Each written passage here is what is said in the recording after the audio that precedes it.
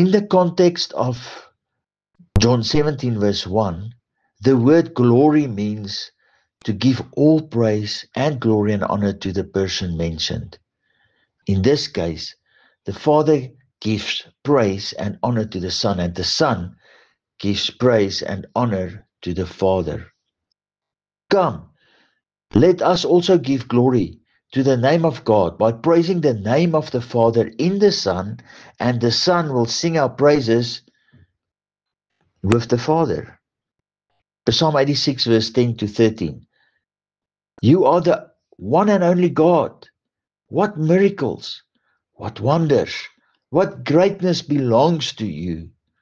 Teach me more about you, how you work and how you move, so that I can walk onward in your truth until everything within me brings honor to your name. With all my heart and passion, I will thank you. My God, I will give glory to your name always and forever. You love me so much, and you have placed your greatness upon me.